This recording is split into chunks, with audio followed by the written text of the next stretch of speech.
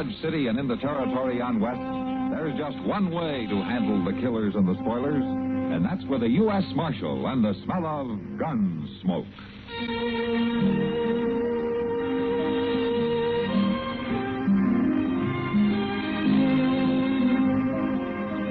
Gunsmoke, presented by Army of Europe magazine, the monthly feature magazine for the use of a soldier and civilian.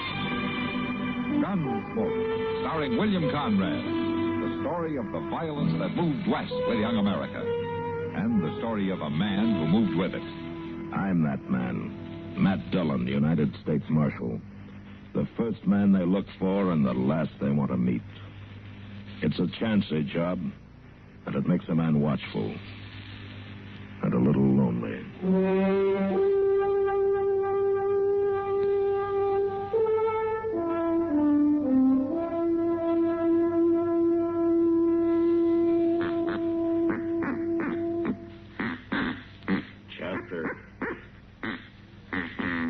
Chester.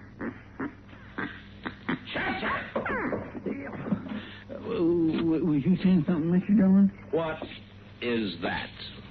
Oh, this is a duck call. I ordered it all the way from St. Louis. It just come in the mail. Doesn't sound like any duck I ever heard. Oh, it's guaranteed, Mr. Dillon. See, any duck that hears this comes right at you. You better be careful. We don't want the jail overrun with them. Oh, well, they ain't none around yet, but they're just about due. When they start coming through, I'm going to get down there in them bushes along the river with a shotgun and this thing. And, Mr. Dillon, we're going to be eating roast duck every day for 3 months. I'm glad to hear that, Chester. It takes kind of a knack to blowing it. No? It takes a little... As Chester, Howard McNear as Doc, and Georgia Ellis as Kitty. George Walsh speaking. Gentlemen. Come in, mister. You're Marshal Dillon? Yeah, that's right. I am Cyrus Taggart, Marshal. Possibly you've heard of me. Oh, I'm afraid not, but what can I do for you, Mr. Taggart? You can give me your complete cooperation. Oh? I have here a photograph of a young lady. I have reason to believe she is in Dodge City. Why, Mr. Dillon, that... Go on, Mr. Taggart. Suppose she is here. She is my daughter, Evie Taggart. She ran away from home nearly a year ago, and she has made it very difficult to find her. Oh, and if you do find her? I shall take her back to New York with me, naturally. I assume from your partner's exclamation that you do know her. Not by that name. Yes, well, she has used a number of false names during the past year. Very well, you will take me to her at once. How old is your daughter, Mr. Taggart? 24. And then she's of legal age. Suppose she won't go back with you. Marshal, the Taggart enterprises include railroads, several banks, and finance companies, along with mining and cattle interests. I, with my father and my grandfather before me, did not acquire them by tolerating interference with our wishes. Now, why did she run away in the first place? Because she's a willful, headstrong little fool. Marshal, we're wasting time. Mr. Taggart, I'm not going to take you to her. Not just yet. May I remind you... Your enterprises, sir, don't include the United States Marshal's office. I imagine my influence could extend that far, if you compel me to use it. You do as you like. But I'm going to talk to the girl first. I'm going to find out what she wants to do. What she wants is of no importance. Good day, Mr. Taggart.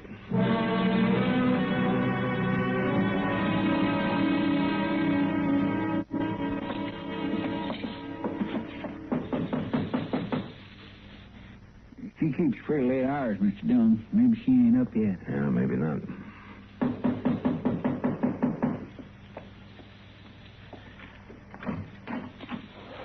Hello, Marshal. Chester. Morning, Patsy. Or, I guess it's Evie Taggart now, isn't it? Oh. He's here, huh? Mm-hmm. Over at the Dodge House. He says he's come to take you home. It's all right, girl. Come on in. No, thank you. Wouldn't do any good to run. Not now. I thought I heard you talking to some...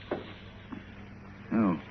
You know Burl Alden, don't you, Marshal? Yeah, you do blackjack, don't you, over the Golden Horn part-time? That's right. What's the trouble, Marshal? My father's here, Burl. Finally caught up with me. Well, what of it? You're over 21. He can't do nothing. You don't know him. What can he do, Marshal? She's got a right to live her life the way she wants, ain't she? Yeah, as far as the law's concerned, but he may try other ways. He will. He'll do anything. I know him. You'll be sorry if he tries anything. I'll stick with you. You know that. I know, Burl. But I know how he can be. That's why I never wanted him to find me. Are you sure that you don't want to go back with him, Evie? Of course I'm sure. That's a rough life you're leading here, working on a long branch, having to put up with any man who comes along who's got the price of a drink. Anything would be better than going back home. You don't know what it was like, Marshal. I don't really matter to him. I never did. It's just a family name he cares about. He's afraid I'll disgrace it. I'm not going back. He says you are, Evie. And I'd say he's used to getting his own way. No matter what I have to do, I'm not going back. No matter what.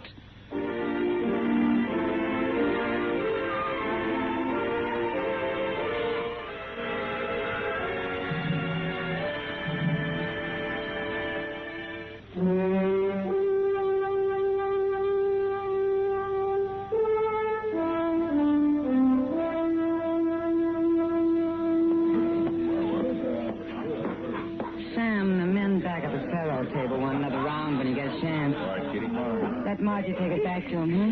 Okay. Hello, Kitty. Oh, Matt, I didn't see you come in. Well, you look busy, so I kept quiet. You know, I just as soon you hadn't come in tonight, Matt. Oh? Well, I can always have a beer up the street. No. It's just that I did something this evening that I hate myself for. Oh? Well, what do you mean? Come on, let's sit down. All right. There you are. Well, what's it all about?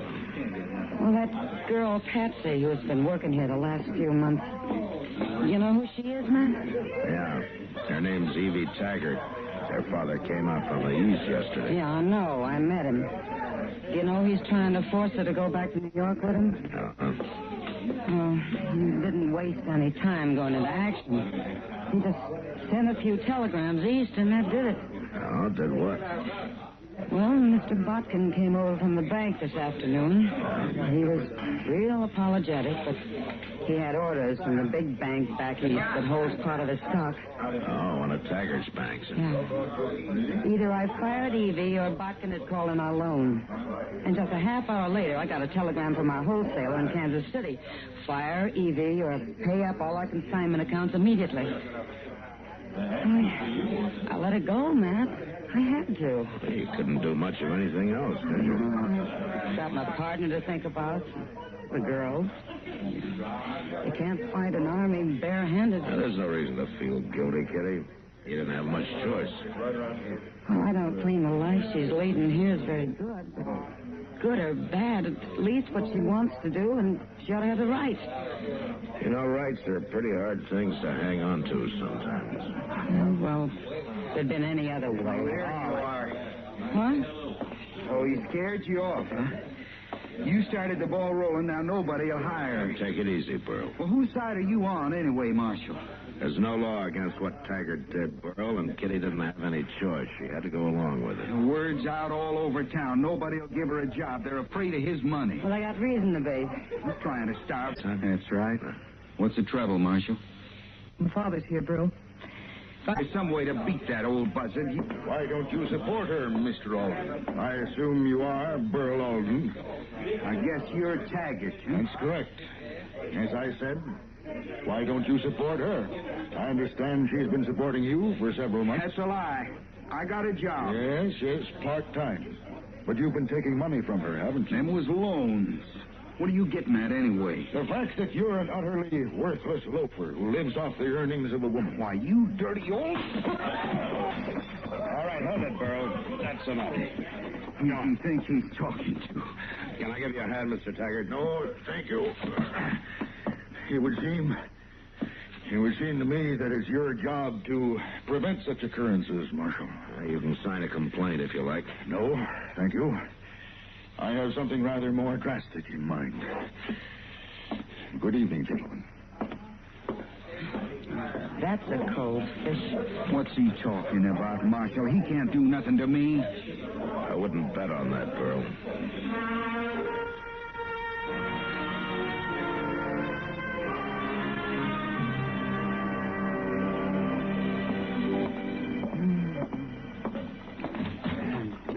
Good morning, Mac. Oh, hello. Hello, Doc. Come on in. Oh, Chester, for heaven's sake, put that thing away. Now, there's some coffee on the top of the stove. I don't guarantee it, though. Our duck made it. Well, then I pass. You drunk it plenty times before, and it never hurts you none, Doc. Well, a man's luck runs out, Chester. Pull up a chair, Doc. No. Having a good time, man. I don't have a plush-lined seat at the public trough like some people I know. Oh, is that so? A professional man like myself has to get out and scramble if he wants to keep body and soul together. Doc, the only time I ever seen you scramble is when Sam Noonan says, have one on the house, boys. Oh, is that so? For 2 cents, I wouldn't even tell you what I know. All right, what do you know, Doc? Oh, yes. You got your ears off, ain't you? Yeah, you're starting to sing a different tune now. Doc. It's a fine thing when I have to do your job alone with my own.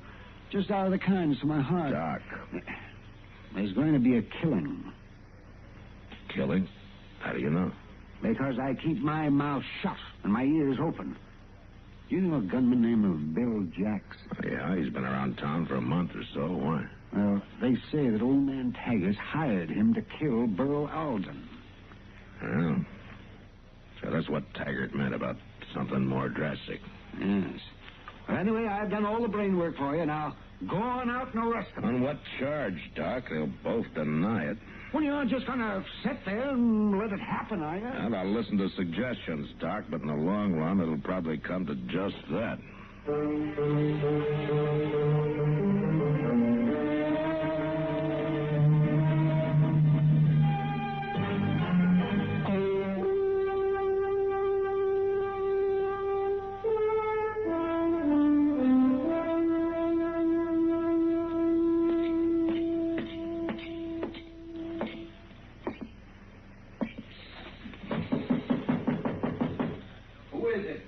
Matt Dillon, let me in. Evie ain't here, Marshal. She went down to the Chinaman's to bring some grub. Now, you're the one I want to see, Burl. All right. Come on in. What is it? What do you want? Burl, you made a bad enemy when you knocked old man Taggart down. I'll knock him down 7 days a week if he don't stay away from us. Oh, he'll stay away, all right. But the man he's hired to kid you won't. What are you talking about? Well, the word's out that he's offered Bill Jacks $2,000 to put you on Boot Hill. Well, you got to do something, Marshal. I know about Jacks. You got to arrest him. I got no proof, Burl. All I can do is warn you.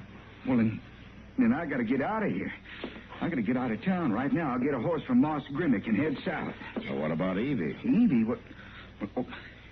She'd be better off back home anyway. Oh, I see.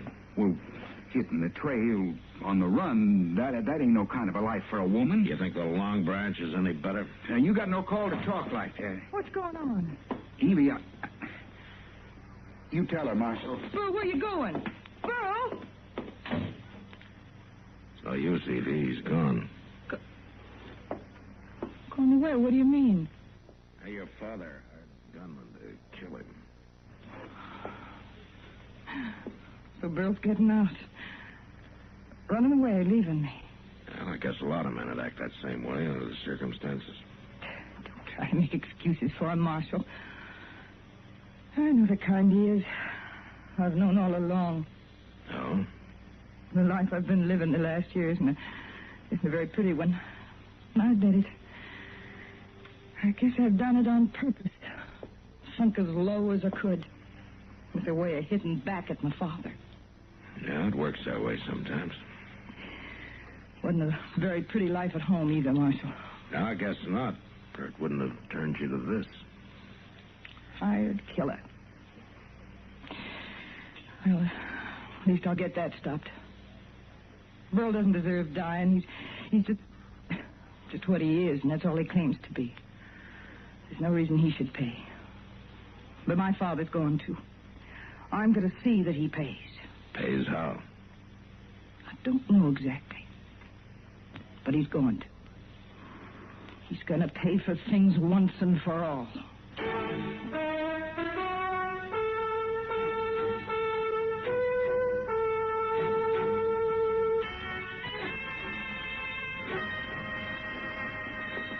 It don't look to me like neither one of them ain't going to show up, Mr. Dillon. They might not, Chester. All I know is Taggart bought 2 tickets back east on this afternoon's train.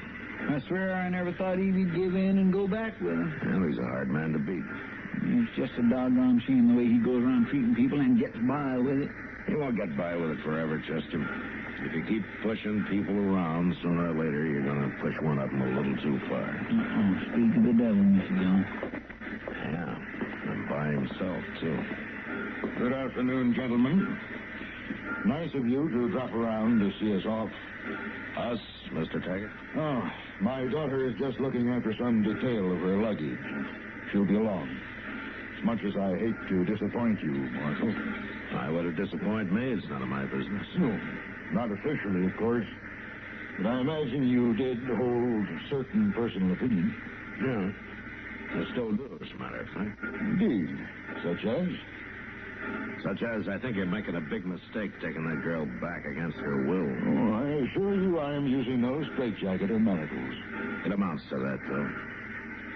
Why don't you give her a chance, Mr. Taggart? You can get her out of Dodge if you want, away from what she's been doing, but why don't you let her live her own life? She will live precisely as I tell her to live, Marshal. Won't work that way, Mr. Taggart. You can't treat people like horses. You can't own people. Marshal, I've built an empire on the principle of owning people.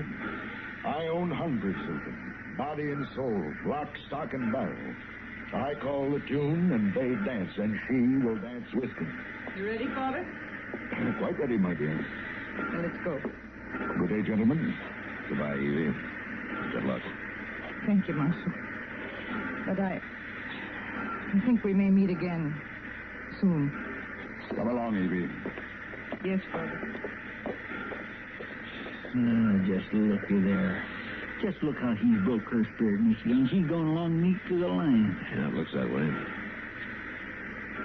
Now, what's he doing here? That's Bill Jack. I want to talk with you, Taggart. Come on, son. Let's look here, Jack. There's nothing for us to talk about. All right, hold it, Here, Jack. You stay out of this. What are you up Don't try it, Jack. You drop your gun or I'll fire and I'll drop it!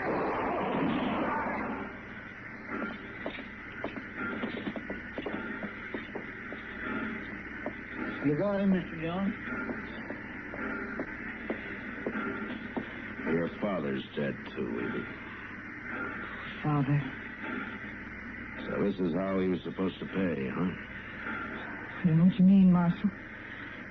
Father had a disagreement over the price on Burl's head. What price did you put on your father's head, Evie? How much were you going to pay Bill Jacks for this? I can't prove a thing, Marshal. Not a thing. Well, we'll let the judge decide that. I don't care. As long as he finally lost. What? Father. Sure doesn't own anybody now, does he?